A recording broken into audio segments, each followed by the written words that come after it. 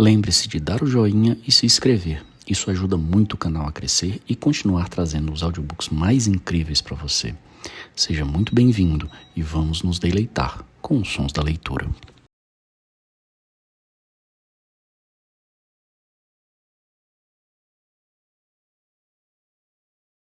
Capítulo 12. O helenismo. Uma centelha do fogo. O professor de filosofia enviava suas cartas diretamente para Sebe, mas, devido a um hábito antigo, na manhã de segunda-feira, Sofia foi espreitar a caixa do correio. Estava vazia, e também não seria de esperar outra coisa. Começou a andar por Cloverveien. De repente, viu no chão uma fotografia. A fotografia mostrava um jipe branco com uma bandeira azul, onde estava escrito ONU. Seria a bandeira da ONU? Sofia voltou à fotografia, e só então reparou que se tratava de um postal. Para Hilde Mollernay, a barra diagonal se de Sofia Amundsen. O postal tinha um selo norueguês, e o carimbo, contingente ONU, sexta-feira, 15 de junho de 1990. 15 de junho. Era o aniversário de Sofia. No postal estava escrito: Querida Hilde, imagino que deves estar a festejar o teu aniversário. Ou já passa um dia. De qualquer modo, não faz diferença para o teu presente. Desfrutarás dele durante toda a tua vida. Dou-te os parabéns mais uma vez. Talvez compreendas agora por que é que mando postal, para Sofia. Tenho a certeza de que ela to dará. PS. A mãe contou-me que perdeste a carteira. Prometo reembolsar-te das 150 coroas. Receberás certamente um novo cartão de estudante na escola antes que ela feche para o verão. Um abraço do pai. Sofia ficou imóvel, como colada ao asfalto. Quando é que o último postal tinha sido carimbado? Algo lhe dizia que o postal com a praia tinha um carimbo de junho, se bem que ainda faltasse um mês até lá. Não tinha fixado. Olhou para o relógio e correu de volta a casa. Nesse dia ia chegar atrasada. Sofia abriu a porta e foi apressadamente para o quarto. Aí, debaixo do lenço de seda vermelho, encontrou o primeiro postal dirigido a Hilde. Sim, também tinha o carimbo do dia 15 de junho, o aniversário de Sofia e a véspera das férias de verão.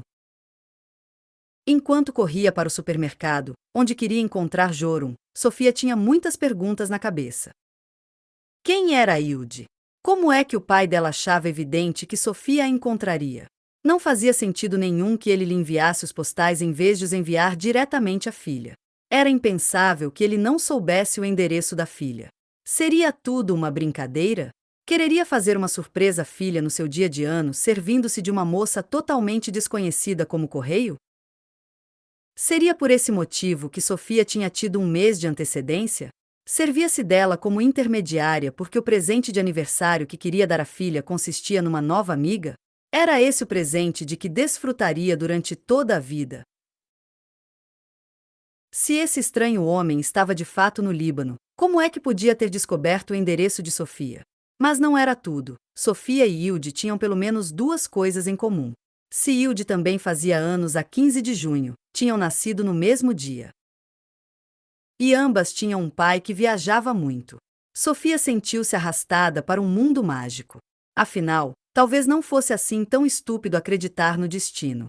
Mas ela não devia tirar conclusões apressadas. Tudo aquilo podia ter uma explicação natural. Mas como é que Alberto Knox podia ter descoberto a carteira de Hilde, se Hilde vivia em Lilesa, que ficava a mais de 100 quilômetros de distância? E por que é que Sofia encontrara aquele postal no chão? Teria caído da mala do carteiro, antes de ter chegado à caixa do correio de Sofia? Por que é que ele perderá precisamente aquele postal? Tu és completamente doida, Exclamou Jorunn, quando encontrou Sofia no supermercado. Desculpa. Jorunn fixou-a com um olhar severo, como uma professora. Espero que tenhas uma boa explicação. Tem a ver com a ONU, respondeu Sofia. Fui retida no Líbano por uma milícia inimiga. Tu estás apaixonada. Correram para a escola tão rapidamente quanto as suas pernas lhes permitiram.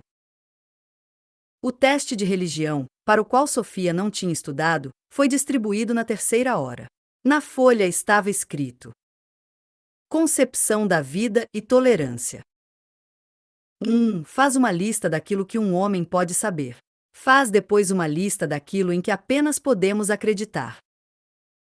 2. Indica alguns fatores que determinam a concepção de vida para um homem. 3. O que é que entendemos por consciência? Achas que é igual para todos os homens? 4. O que é que se entende por prioridade de valores? Sofia refletiu um bom bocado antes de começar a escrever. Poderia aproveitar alguma coisa do que aprenderá com Alberto Knox? Tinha de aproveitar, porque há muitos dias que não olhava para o livro de religião. Mal tinha começado a escrever, as frases brotaram. Sofia escreveu que podemos saber que a lua não é um queijo e que no seu lado oculto também há crateras, que tanto Sócrates como Jesus foram condenados à morte, que todos os homens têm de morrer mais tarde ou mais cedo, que os grandes templos da Acrópole foram construídos cerca do ano 400 a.C. após as guerras contra os persas e que o oráculo grego mais famoso era o de Delfos. Como exemplos daquilo em que podemos acreditar, Sofia escreveu que, nos outros planetas, há vida ou não, que Deus existe ou não, que há vida após a morte ou não, e que Jesus era filho de Deus ou apenas um homem inteligente. De qualquer modo, não podemos saber de onde vem o mundo, escreveu ela, por fim. O universo pode ser comparado a um coelho gigantesco que é retirado de uma grande cartola. Os filósofos procuram subir para um dos pelos finos do coelho, para poderem fixar nos olhos o grande ilusionista. Se eles o conseguirão algum dia, é uma questão em aberto. Mas se um filósofo sobe para as costas de outro, irão chegando progressivamente mais acima na delicada pelagem do coelho, e então, segundo a minha opinião pessoal, existe a possibilidade de eles o conseguirem um dia. P.S. Na Bíblia, podemos ler sobre uma coisa que pode ter sido um dos pelos finos na pelagem do coelho. Esse pelo é designado por Torre de Babel e foi totalmente destruída porque não agradava ao ilusionista que os homens fossem subindo ao longo dos pelos do coelho branco que ele acabará de criar. Era a vez da pergunta seguinte. Indica alguns fatores que determinam a concepção de vida para um homem. A educação e o ambiente eram obviamente fatores importantes. Os homens que viviam no tempo de Platão tinham uma concepção de vida diferente da dos homens de hoje, simplesmente porque viviam num outro tempo e num outro meio. De resto, as experiências adquiridas também eram importantes. Mas a razão humana também é importante na determinação de uma concepção de vida. A razão não era determinada pelo meio, era comum a todos os homens. Talvez se pudesse comparar o meio e as relações sociais às condições presentes na caverna de Platão. Por intermédio da razão, o indivíduo pode tentar sair da escuridão da caverna. Mas essa viagem exige uma grande dose de coragem pessoal. Sócrates era um bom exemplo de um homem que, com o auxílio da razão, se conseguiu libertar das concepções predominantes no seu tempo. No fim, ela escreveu: hoje em dia, homens de países e culturas diferentes têm um contato cada vez mais estreito entre si. Por isso, no mesmo bloco residencial, podem viver cristãos, muçulmanos e budistas. E nesse caso é importante tolerar a crença dos outros em vez de se perguntar por que é que não têm todos a mesma crença. Sim, Sofia achou que com aquilo que aprenderá com seu professor de filosofia já ia bastante longe. Podia ainda usar uma parte de razão inata e aquilo que ouvirá ou lera noutros contextos. Começou a responder a terceira pergunta. O que é que entendemos por consciência? Achas que é igual para todos os homens? Sobre isto, tinha se discutido muito na aula. Sofia escreveu: consciência é a capacidade dos homens para reagirem ao que é justo e ao que é injusto. Segundo a minha opinião pessoal, todos os homens têm esta capacidade, ou seja, a consciência é inata. Sócrates teria dito o mesmo. Mas aquilo que a consciência diz pode variar muito de homem para homem. É necessário pensar se os sofistas não estavam numa pista importante. Eles achavam que o meio em que cada indivíduo cresce determina aquilo que ele acha ser correto e aquilo que ele acha ser errado. Sócrates, pelo contrário, achava que a consciência era igual em todos os homens. Talvez tivessem todos razão. Apesar de nem todos os homens se envergonharem de andar nus, a maior parte arrepende-se quando trata mal outro homem. Além disso, temos de sublinhar que uma coisa é ter uma consciência e outra coisa é usá-la. Em situações isoladas pode parecer que os homens agem de uma forma totalmente inconsciente, mas, segundo a minha opinião pessoal, também neles há uma forma de consciência, mesmo quando está bem escondida. Pode também parecer que alguns homens não têm racionalidade, mas isso deve-se apenas ao fato de não a usarem. PS. A razão e a consciência podem ser comparadas a um músculo. Se não se usa um músculo, ele vai se tornando mais fraco e flácido. Faltava apenas uma pergunta. O que é que se entende por prioridade de valores? Sobre isto também tinham discutido muito ultimamente. Podia, por exemplo, ser importante andar de carro para nos podermos deslocar depressa de um lugar para outro. Mas se andar de carro provocasse a morte das florestas e a poluição da natureza, estava-se perante uma escolha de valores. Após uma reflexão profunda, Sofia achava ter chegado à convicção de que florestas saudáveis e uma natureza pura eram mais importantes do que a possibilidade de chegar depressa ao trabalho. Deu mais exemplos. Por fim, escreveu: é minha opinião pessoal que a filosofia é mais importante do que a gramática inglesa. Por isso, seria uma prioridade de valores sensata se a disciplina de filosofia fosse admitida no plano de estudos e o horário da aula de inglês fosse reduzido. No último intervalo, o professor chamou Sofia à parte. Já li o teu teste de religião, disse. Estava em cima do Monte dos Testes. Espero que tenha gostado. Era precisamente sobre isso que queria falar contigo. Em muitos aspectos, deste respostas muito maduras. Surpreendentemente maduras, Sofia. E autônomas. Tinhas feito os trabalhos de casa? Sofia começou a torcer as mãos. Mas tinha dito que as reflexões pessoais são importantes para si. Há limites. Sofia fixou o professor nos olhos. Achava que o podia fazer depois de tudo o que tinha vivido nos últimos dias. Eu comecei a estudar filosofia, afirmou. É um bom fundamento para opiniões autônomas. Mas não vai ser fácil classificar o teu trabalho. Na verdade, só te posso dar um 5 ou um 1. Por que respondi tudo certo ou tudo errado? É isso que quer dizer? Dou-te o 5. Mas na próxima vez tem de fazer os trabalhos de casa ponto à tarde. Quando Sofia chegou à casa, vinda da escola, atirou a pasta para a escada e foi imediatamente para a toca. Havia um envelope amarelo sobre as raízes grossas. As bordas estavam quase secas, portanto Hermes devia ter estado ali há um bom bocado. Sofia levou o envelope consigo e entrou em casa. Primeiro, deu comida aos animais e depois foi para o quarto. Deitou-se na cama, abriu a carta de Alberto e leu. O helenismo. Que bom ver-te, Sofia. Já te falei dos filósofos da natureza, Sócrates, Platão e Aristóteles, e assim conheces o fundamento da filosofia europeia. A partir de agora, as tarefas de reflexão que recebeste até hoje em envelopes brancos já não são importantes. Imagino que tenhas bastantes trabalhos e testes na escola. Vou falar-te do extenso período entre Aristóteles, no final do século IV a.C., e o início da Idade Média, cerca do ano 400 depois de Cristo.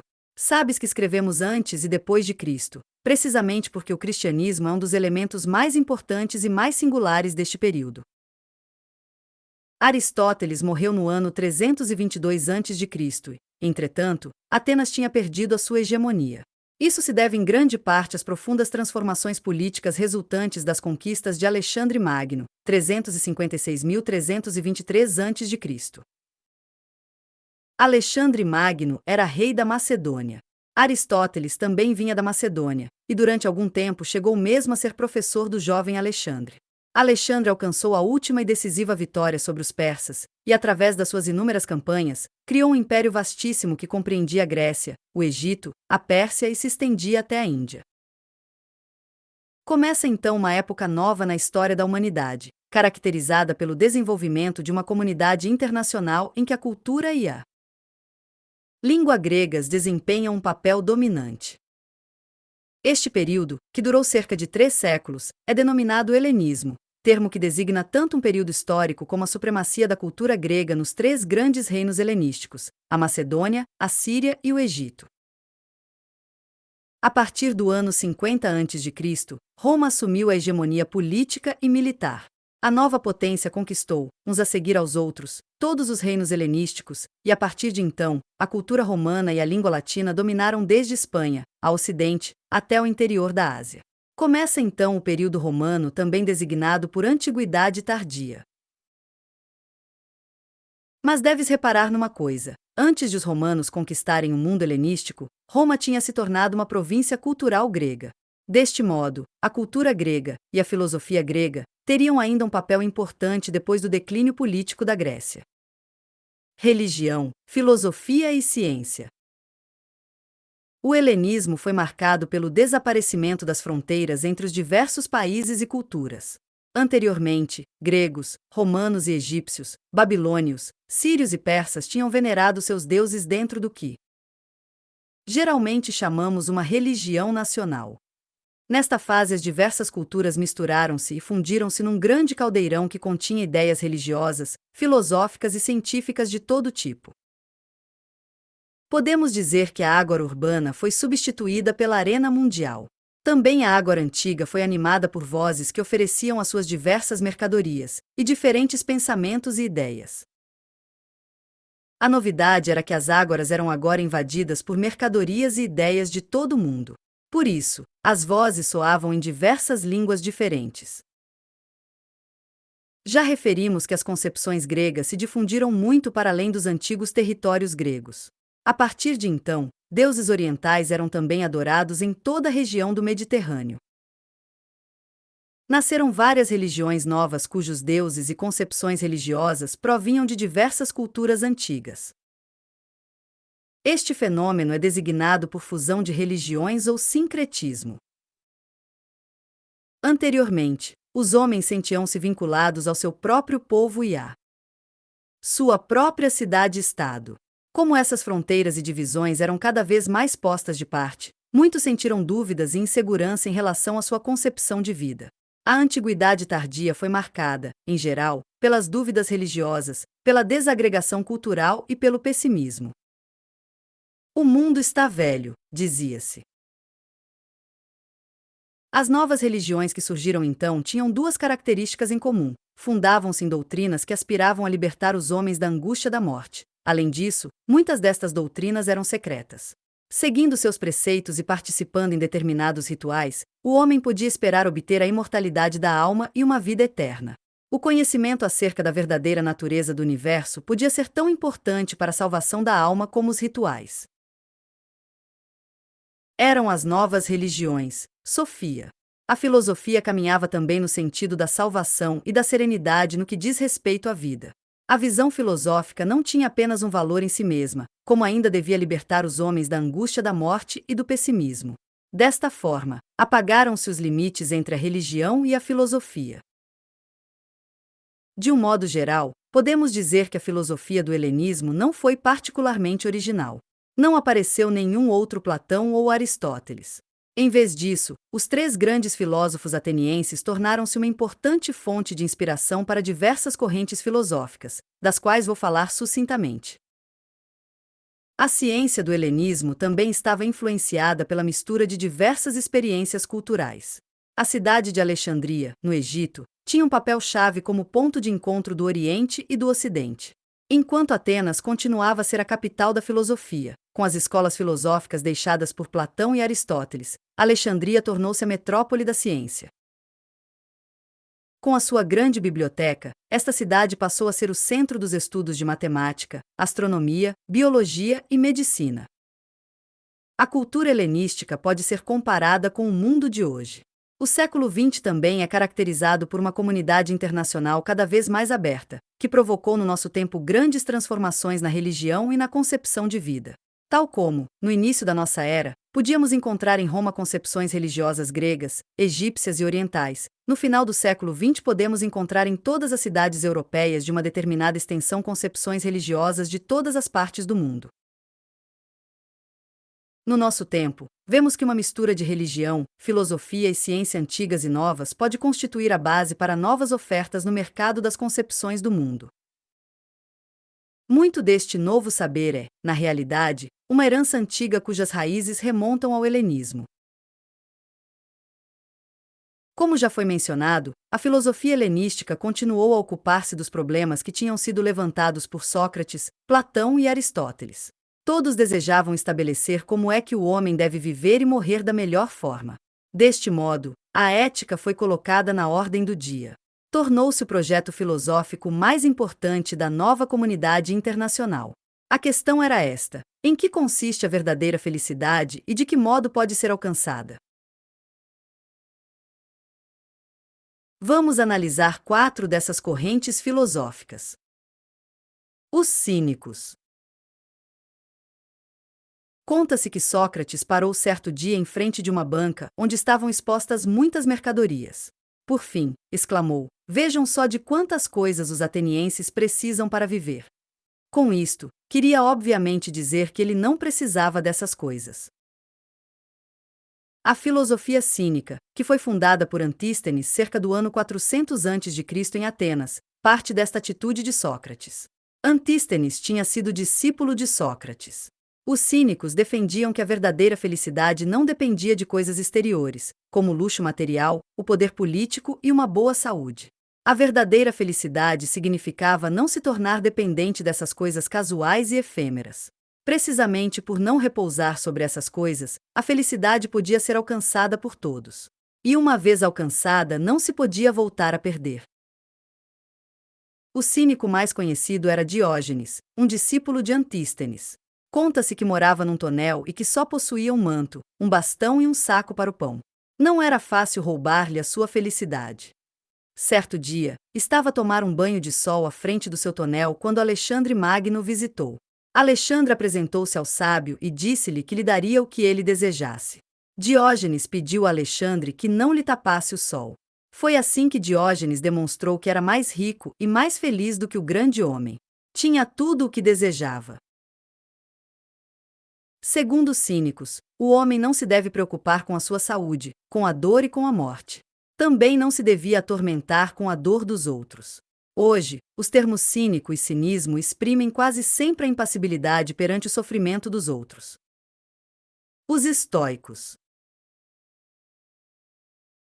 Os cínicos foram muito importantes para o desenvolvimento da filosofia estoica que surgiu em Atenas cerca do ano 300 a.C. O seu fundador, Zenão, era oriundo de Chipre, mas juntou-se aos cínicos de Atenas após o naufrágio.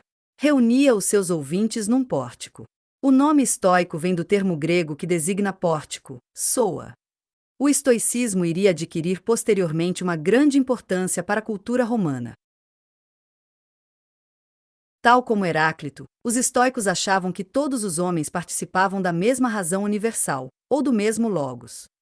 Para eles, cada homem era um mundo em miniatura, um microcosmos que refletia o macrocosmos. Esta teoria levou à convicção de um direito universalmente válido, o direito natural. O direito natural baseia-se na razão intemporal do homem e do universo, por isso não se altera no tempo e no espaço.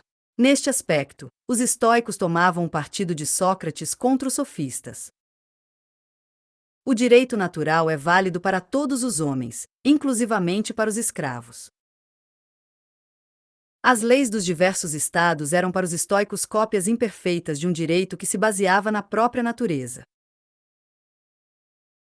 Assim como os estoicos aboliam a diferença entre o indivíduo e o universo, também contestavam uma oposição entre espírito e matéria. Segundo eles, há apenas uma natureza. Esta concepção é denominada monismo, ao contrário, por exemplo, do claro dualismo de Platão, a bipolarização da realidade. Como verdadeiros filhos do seu tempo, os estoicos eram cosmopolitas. Estavam, portanto, mais abertos à cultura contemporânea do que os filósofos do tonel, os cínicos. Segundo eles, a comunidade dos homens devia interessar-se por política, e muitos estoicos foram estadistas ativos, como, por exemplo, o imperador romano Marco Aurélio, 121.180 d.C.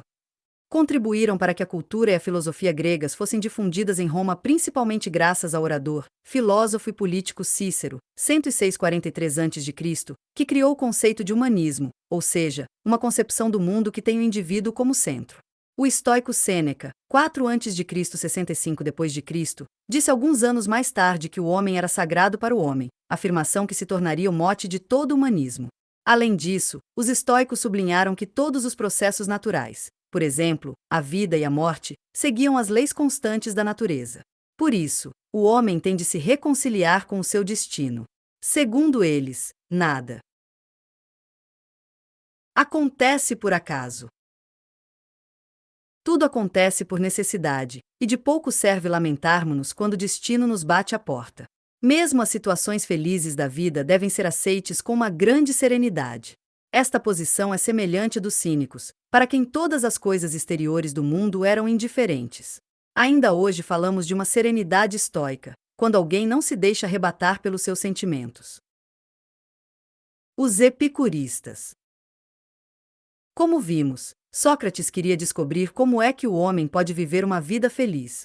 Cínicos e estoicos afirmavam que o homem se devia libertar do luxo material. Mas Sócrates teve também um discípulo que se chamava Aristipo. Para Aristipo, a finalidade da vida era obter o máximo prazer sensível. O supremo bem era o prazer, e o grande mal era a dor. Por isso, queria desenvolver uma arte de viver que evitasse todas as formas de dor. O objetivo que norteava os cínicos e os estoicos era suportar todas as formas de dor, algo bem diferente de procurar evitá-la intencionalmente. Cerca do ano 300 a.C., Epicuro, 341-270 c., fundou em Atenas uma escola de filosofia. Desenvolveu a ética do prazer de Aristipo e combinou-a com a teoria atomista de Demócrito. Segundo se diz, os epicuristas reuniam-se num jardim. Por isso, foram também designados filósofos do jardim. Por cima do portão do jardim disse que estaria escrito: estranho, aqui serás feliz. Aqui, o prazer é o bem supremo. Epicuro esclareceu que o resultado agradável de uma ação tem de ser sempre confrontado com seus eventuais efeitos secundários. Se alguma vez comeste chocolate a mais, percebes o que eu quero dizer. Caso não tenhas feito, proponho-te o seguinte trabalho de casa: pega no teu mealheiro e compra 100 coroas de chocolate. Supono que gostas de chocolate. Nesta tarefa, o importante é comeres todo o chocolate de uma vez. Cerca de meia hora depois de teres comido esse excelente chocolate, compreenderás o que é que Epicuro queria dizer com efeitos secundários. Epicuro pretendia confrontar um resultado agradável, em curto prazo, com prazer maior, mais duradouro ou intenso em longo prazo. Podemos, por exemplo, imaginar que decides não comer chocolate durante um ano porque preferes poupar todo o teu dinheiro para uma bicicleta nova ou para uma viagem ao estrangeiro. Ao contrário dos animais, o homem tem a possibilidade de planear a sua vida, tem a capacidade de fazer um cálculo dos prazeres. O chocolate é naturalmente um valor, mas a bicicleta e a viagem para a Inglaterra também o são. Mas Epicuro também sublinhava que prazer não era necessariamente o mesmo que prazer físico, por exemplo, chocolate. Também a amizade e a contemplação de uma obra de arte podem ser agradáveis. Uma condição para a fruição da vida são também antigos ideais gregos como o autodomínio, a temperança e a serenidade, porque a concupiscência tem de ser refreada. Deste modo, a serenidade também nos ajudará a suportar a dor. Os frequentadores do jardim de Epicuro eram principalmente homens atormentados com angústias de natureza religiosa. Neste sentido, a teoria atomista de Demócrito era um remédio útil contra a religião e a superstição. Para termos uma vida feliz, é bastante importante superarmos o medo da morte. Nesta questão, Epicuro recorre à teoria de Demócrito sobre os átomos da alma. Talvez te lembres que Demócrito não acreditava na vida além da morte porque os átomos da alma se dispersavam em todas as direções. Por que é que haveríamos de ter medo da morte? Perguntava Epicuro. Porque enquanto existimos, a morte não está aqui, e logo que ela vem, nós não existimos. Com efeito, nunca um homem se afligiu por estar morto. O próprio Epicuro resumia sua filosofia libertadora através daquilo a que chamou remédio quádruplo: não precisamos temer os deuses. Não precisamos de nos preocupar com a morte. É fácil atingir o bem. O mal se suporta facilmente. Na Grécia, não era uma novidade comparar a tarefa do filósofo à do médico. Segundo Epicuro, o homem deve munir-se de uma farmácia portátil filosófica que, como dissemos, contém 4 medicamentos importantes. Ao contrário dos estoicos, os epicuristas interessavam-se pouco por política e pela sociedade. Vive escondido, era o conselho de Epicuro. Podemos talvez comparar o seu jardim com o modo de viver de algumas comunidades de hoje. Também no nosso tempo, muitos procuram um lugar onde se possam refugiar para fugir à sociedade. Após a morte de Epicuro, muitos epicuristas orientaram-se apenas no sentido de uma busca constante de prazeres. O seu mote passou a ser: vive o momento. O termo epicurista é hoje aplicado pejorativamente a uma pessoa que vive apenas para o prazer. O neoplatonismo. Vimos que cínicos, estoicos e epicuristas se baseavam na doutrina de Sócrates. Além disso, recorriam aos pré-socráticos Demócrito e Heráclito. Por seu lado, a mais notável corrente filosófica da antiguidade tardia inspirava-se principalmente na teoria das ideias de Platão, sendo por isso designada por neoplatonismo. O neoplatônico mais importante foi Plotino, por volta de 205 a 270 d.C., que estudou filosofia em Alexandria e se transferiu posteriormente para Roma. Devemos notar que ele vinha de Alexandria, cidade que era já há muitos séculos o grande ponto de encontro da filosofia grega e da mística oriental. Plotino levou consigo para Roma uma doutrina de salvação que se tornaria uma séria concorrente do cristianismo que começava a afirmar-se. Mas o neoplatonismo também haveria de exercer uma forte influência na teologia cristã. Lembras-te da teoria das ideias de Platão, Sofia? Sabes que ele distinguia o mundo inteligível do mundo sensível. Desse modo, também distinguia claramente a alma do homem do seu corpo. Assim, o homem tornou-se um ser duplo. Segundo Platão, nosso corpo é constituído por terra e pó, tal como todas as outras coisas que pertencem ao mundo sensível, mas possuímos também uma alma imortal. Esta concepção já estava difundida na Grécia muito antes de Platão. Plotino estava também familiarizado com concepções asiáticas semelhantes. Plotino via o mundo separado em 2 polos. Num extremo está a luz divina, que ele designava por Uno. Por vezes, chamava-lhe também Deus. No outro extremo reina a escuridão total que a luz do Uno não alcança. Mas para Plotino, essa escuridão não existe de fato. É apenas uma ausência de luz. Sim, não é. A única coisa que existe é Deus ou o Uno, mas tal como uma fonte luminosa se perde progressivamente na escuridão, também há um limite para o alcance dos raios divinos. Para Plotino, a luz do Uno ilumina a alma, ao passo que a matéria é a escuridão que na realidade não existe. Mas as formas da natureza também possuem um fraco reflexo do Uno. Imagina uma enorme fogueira que arde de noite, Sofia. Do fogo jorram centelhas em todas as direções. Em redor da fogueira a noite fica iluminada, e a alguns quilômetros de distância ainda se pode ver um débil clarão. Se nos afastarmos ainda mais, vemos um minúsculo ponto luminoso, como uma lanterna à noite. E se nos afastarmos ainda mais da fogueira, deixamos de ver a luz. Os raios luminosos perdem-se algures na noite, e quando está totalmente escuro, não vemos nada. Nessa altura, não há sombras nem contornos. Imagina agora a realidade como se fosse esse fogo. O que arde é Deus, e a escuridão exterior é a matéria gelada de que homens e animais são feitos. Junto de Deus estão as ideias eternas que são os arquétipos de todas as criaturas. A alma humana é principalmente uma centelha do fogo. Mas em toda a natureza brilha um pouco dessa luz divina. Podemos vê-la em todos os seres vivos, inclusivamente uma rosa ou um jacinto tem esse reflexo divino. A terra, a água e as pedras são os seres mais afastados de Deus. Em tudo que vemos há algo do mistério divino. Vemos que ele cintila num girassol ou numa papoula. Temos uma ideia mais clara desse mistério impenetrável numa borboleta que levanta voo de um ramo, ou num peixe dourado que nada no seu aquário. Mas estamos mais próximos de Deus na nossa própria alma. Só aí podemos unir-nos ao grande mistério da vida. Em momentos raros podemos sentir que nós mesmos somos esse mistério divino. As imagens que Plotino usa fazem-nos recordar a parábola da caverna de Platão. Quanto mais nos aproximamos da entrada da caverna, mais nos aproximamos da origem de tudo o que existe. Mas, ao contrário da clara bipartição da realidade em Platão, o pensamento de Plotino denota uma experiência do todo. Tudo é uno, porque tudo é Deus. Mesmo as sombras na caverna de Platão são um fraco reflexo do uno. Plotino experimentou algumas vezes no decurso da sua vida a fusão da sua alma com Deus. Damos a isso o nome de experiência mística. Plotino não era o único a ter essas experiências, que foram relatadas por homens de todos os tempos e culturas.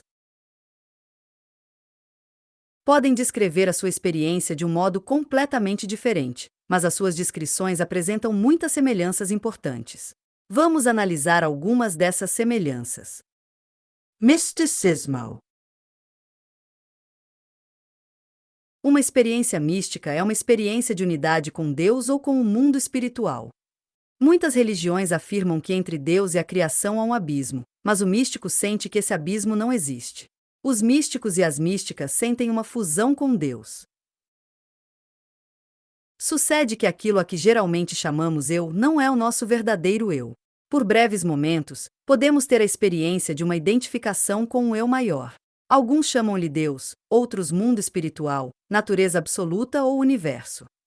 Na fusão, o místico sente que se perde a si mesmo, desaparece ou perde-se em Deus, tal como uma gota de água se perde quando se mistura no oceano.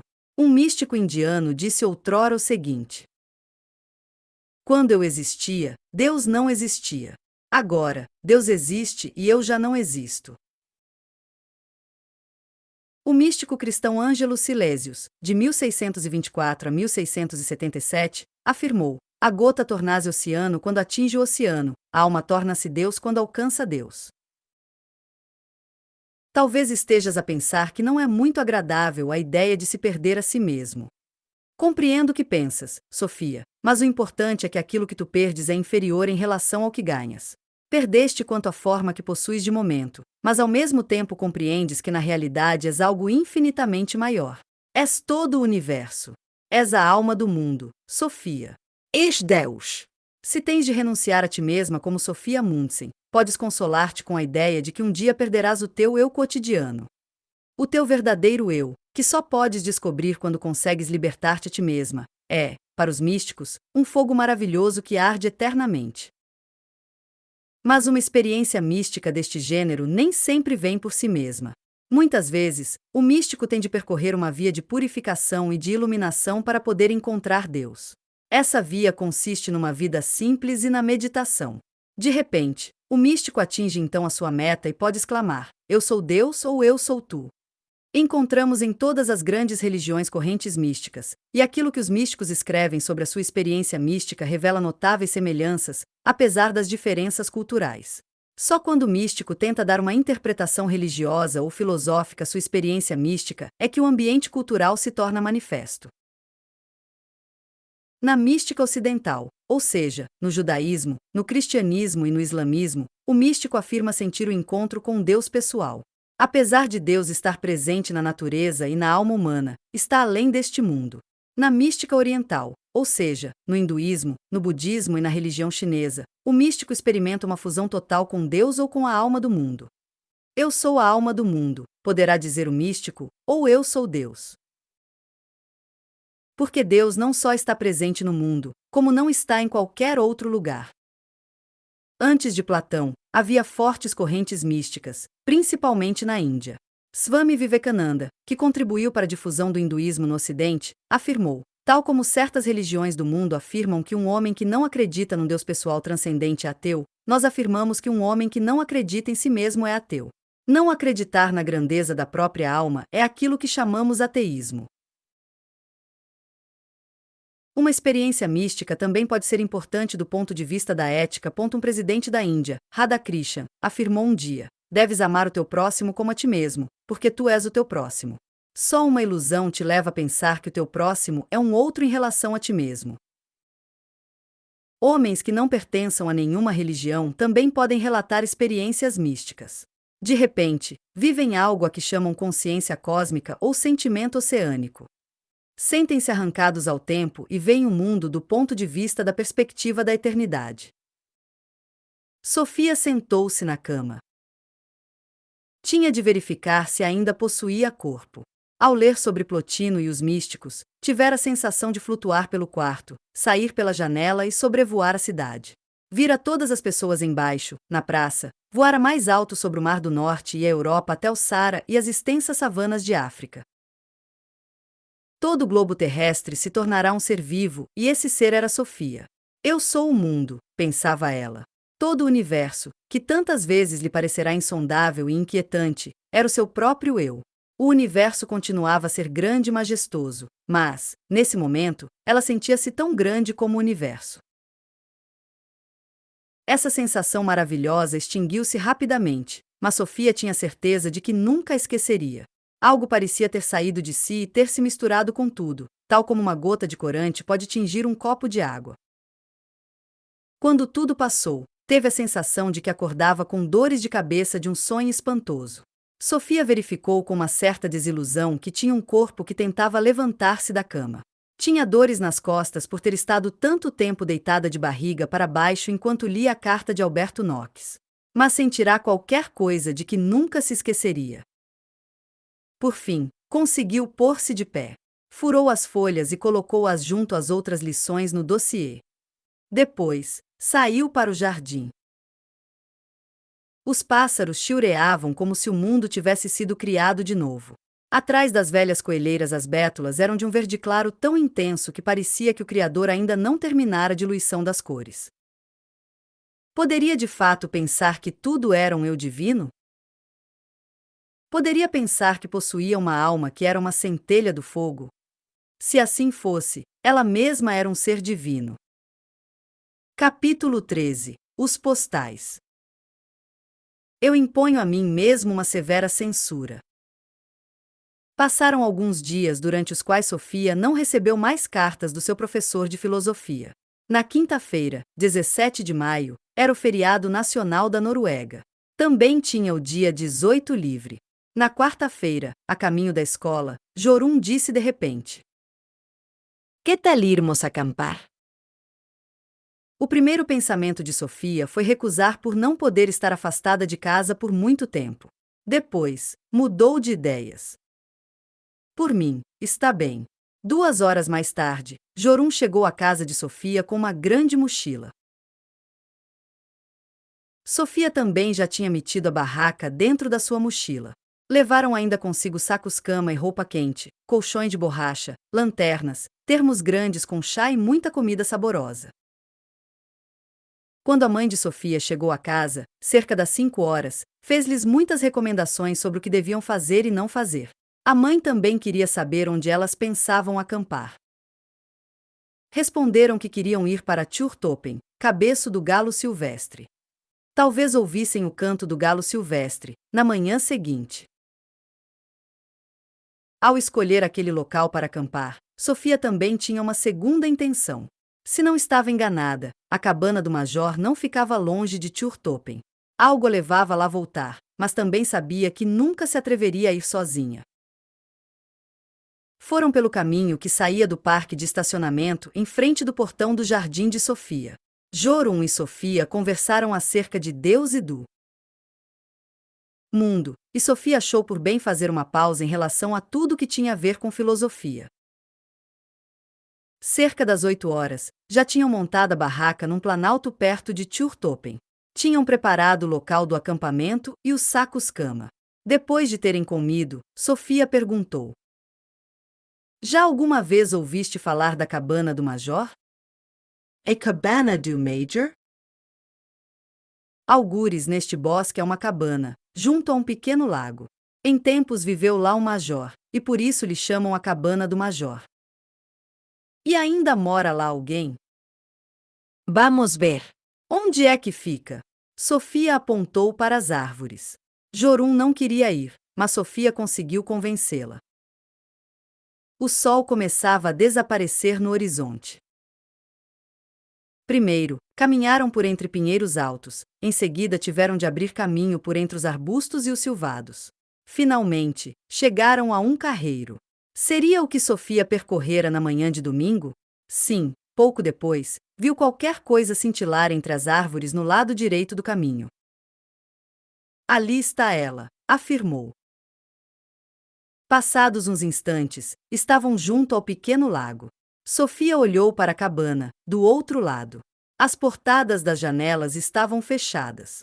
A casinha vermelha parecia totalmente abandonada. Jorun olhou em volta. Vamos pela água? Perguntou. Não, remamos. Sofia apontou para o canavial. Lá estava o barco como da outra vez. Já estiveste aqui? Sofia abanou a cabeça. Seria demasiado complicado relatar à amiga sua última visita. Como é que seria capaz de não revelar nada acerca de Alberto Knox e do curso de filosofia? Gracejavam e riam enquanto remavam no lago. Na outra margem, Sofia teve muito cuidado em puxar bem o barco para a terra. Pouco depois, estavam à porta. Jorun rodou a maçaneta, mas a porta não se abriu. Era óbvio que não havia ninguém na cabana. Fechada, estavas à espera de outra coisa? Talvez encontremos uma chave, afirmou Sofia. Começou a procurar junto ao muro. O melhor é voltarmos à tenda, disse Jorun, passado alguns minutos. Mas, nesse momento, Sofia exclamou. Encontrei-a! Encontrei-a! Mostrou a chave com uma expressão triunfante. Introduziu-a na fechadura e a porta abriu-se. As duas amigas entraram furtivamente na casa. No interior estava escuro e fazia frio. Não se vê nada, disse Jorun. Sofia também pensara nisso. Tirou uma caixa de fósforos do bolso e acendeu um fósforo. Antes de o fósforo se apagar, só conseguiram ver que a cabana estava vazia. Sofia acendeu outro e descobriu então uma pequena vela num candelabro de ferro forjado em cima da lareira. Acendeu a vela com mais um fósforo, e a pequena sala ficou de repente tão clara que podiam ver à sua volta. Não é estranho que uma pequena vela possa iluminar tanta escuridão? Perguntou Sofia. A amiga aceitou afirmativamente. Mas a luz perde-se algures na escuridão, prosseguiu Sofia. Na realidade não existe nenhuma escuridão em si. É apenas ausência de luz. Credo, que coisas estranhas estás para aí a dizer. Vamos embora. Primeiro vamos ver o espelho. Sofia apontou para o espelho de latão que estava em cima da cômoda, exatamente como na outra vez. Que bonito! Mas isto é um espelho mágico. Espelho, espelho meu, existe alguém mais belo do que eu? Eu não estou a brincar, Jorun. Acho que se pode ver qualquer coisa no outro lado do espelho. Não disseste que nunca tinhas estado aqui? E por que é que te divertes tanto em assustar-me? Sofia não podia responder a estas perguntas. Desculpa. Mas Jorun descobriu então uma coisa que estava, no chão, a um canto. Levantou-a. Postais ilustrados, afirmou. Sofia sobressaltou-se.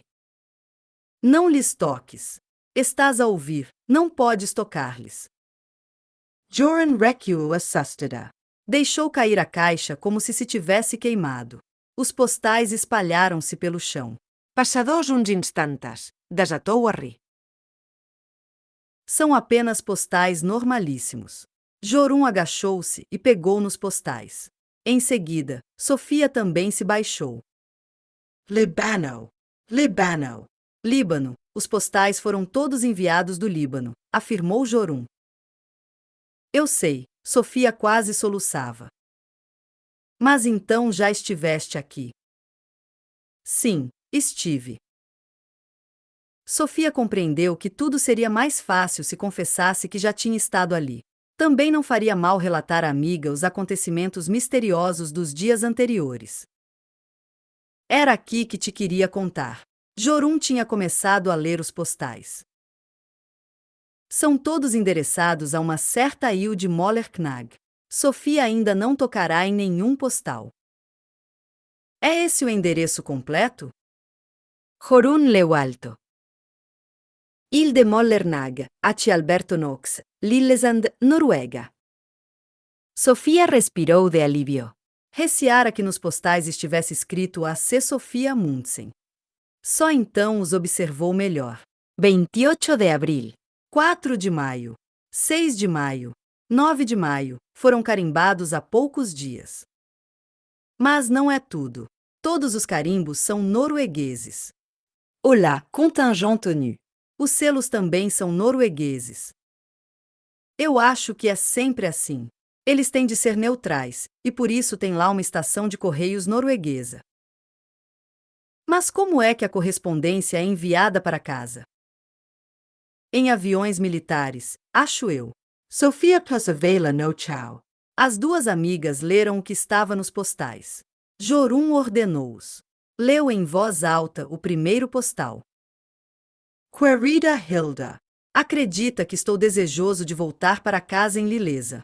Vou chegar a Kjevik no dia 23 de junho, à tarde.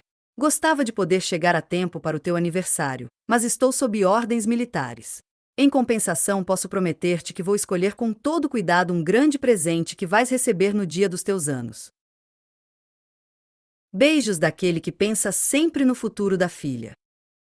P.S. Envio a uma amiga comum uma cópia deste postal. Compreende-me, querida Hilde, de momento estou muito misterioso, mas tu há de compreender. Sofia leu o segundo postal. Querida Hilda. Aqui, temos de viver o dia a dia. Se mais tarde me vier a recordar de alguma coisa relacionada com todos estes meses no Líbano, será da longa espera. Mas esforço-me ao máximo para te poder dar um presente tão bonito quanto possível pelo teu aniversário. Por agora, não posso dizer mais nada. Imponho a mim mesmo uma severa censura. Beijos do pai. As duas amigas estavam sem fôlego devido à tensão.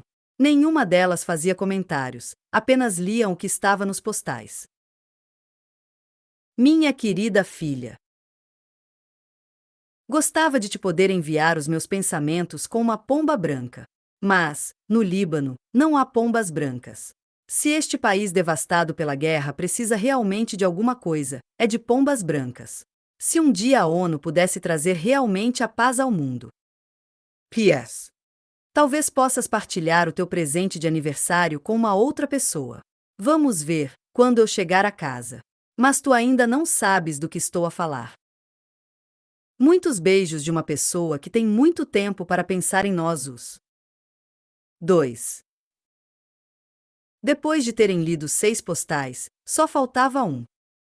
Querida Hilda. Estou quase a arrebentar com todos os segredos que têm a ver com teu aniversário, e várias vezes por dia tenho de me conter para não telefonar e contar tudo. É uma coisa que não para de crescer. E tu sabes que quando uma coisa cresce é mais difícil guardá-la para nós. Beijos do pai. P.S.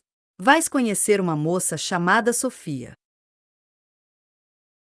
Para poderem saber um pouco uma da outra antes de se conhecerem, comecei a enviar-lhe cópias de todos os postais que te escrevo. Será que ela já começou a perceber, Hilde? Até agora, não sabe mais do que tu. Tem uma amiga chamada Jorun. Talvez essa te possa ajudar. Quando Jorun e Sofia acabaram de ler o último postal, olharam-se fixamente nos olhos. Jorun agarrou no pulso de Sofia. Tenho medo, disse. Eu também. Qual é a data do último postal? Sofia observou de novo o postal. 16 de maio, disse. Hoje, portanto. Impossível. Respondu Joran. Estava quase a irritar-se. Examinaram bem o carimbo, e não havia erro possível. Estava escrito 16 de maio de 90. Mas não é possível, insistiu Jorun. E eu não consigo compreender quem é que poderá ter escrito isto. Tem de ser alguém que nos conhece. Mas como é que ele pode ter sabido que nós viríamos hoje aqui? Jorun era a que tinha mais medo. Para Sofia, a história de Hilde e do pai já não era novidade. Eu acho que isto tem a ver com o espelho de latão. Jorun assustou-se de novo. Não estás a querer dizer que os postais saltam do espelho no preciso momento em que são carimbados no Líbano? Tens uma explicação melhor? Não. Mas este não é o único mistério. Sofia levantou-se e iluminou com a vela os quadros da parede. Jorun inclinou-se para as pinturas. Berkeley e Bjerkeli. O que é que isto significa? Não faço ideia. Nesse momento, a vela já estava quase no fim. Vamos embora, disse Jorun. Anda! Eu só quero levar o espelho. Dito isto, Sofia levantou-se e tirou da parede o grande espelho de latão que estava pendurado sobre a comoda branca. Jorun tentou dissuadi-la, mas Sofia não se deteve. Quando saíram, estava uma noite típica de maio e havia luz suficiente para poderem reconhecer os contornos dos arbustos e das árvores. O céu espelhava-se no lago. As duas amigas remaram lentamente para a outra margem.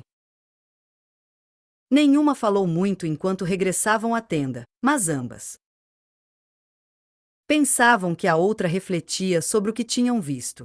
De quando em quando, um pássaro levantava voo, espantado. Ouviram 2 vezes uma coruja. Quando chegaram à tenda, enfiaram-se nos sacos-cama. Jorun recusou-se a deixar o espelho entrar na tenda. Antes de adormecerem, pensaram que era inquietante que ele ficasse à entrada da tenda. Sofia também trouxera os postais, que colocou num bolso exterior da mochila. Na manhã seguinte, acordaram cedo. Sofia foi a primeira a sair do saco de dormir. Calçou as botas e saiu da tenda.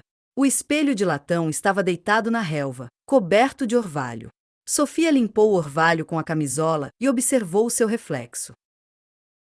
Felizmente, não encontrou nenhum postal recente do Líbano.